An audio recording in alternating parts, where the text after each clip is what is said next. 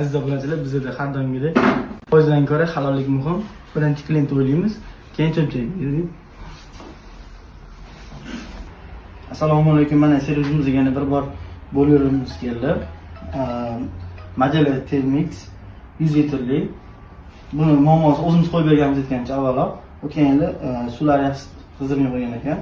Ichlarida nagar yegan ekan, o'sha tozalash hisobiga olib keldik. Tozalashimizni ko'rib borasizlar.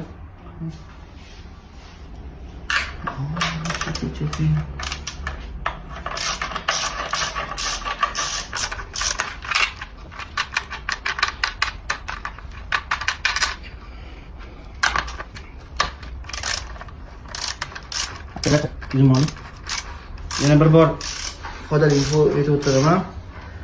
Bo'lar qo'yganda har doim izolyator qo'yilishi shart deb o'ylayman. Nima sababdan? Hozirda ko'pchilik aholilarda bu ariston ishlatishadi. Buni foydasi ham, zarari ham bor. Zararlardan bittasi ten ochilib qolsa, odamga to'p urib o'ldirish xavfi bor.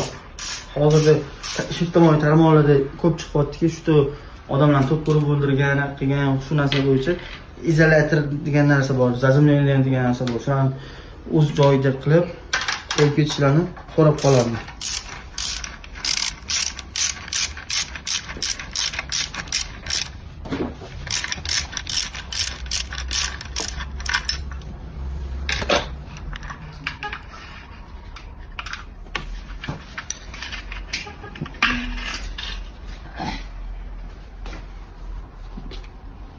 Nagar bor ichida.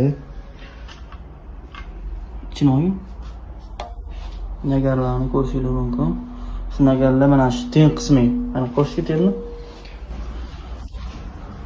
Ten qismini ko'rishingiz mumkin. Mana anod qismi. Mana shu nagar yig'ishdan, tenni chirishdan oldin oladigan narsa.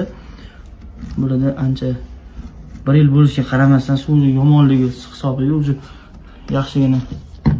yaxshigina demayman-ku, endi yig'gan.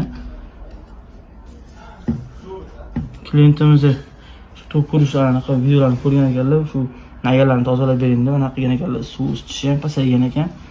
Bo'ldi, mana tozalab beramiz.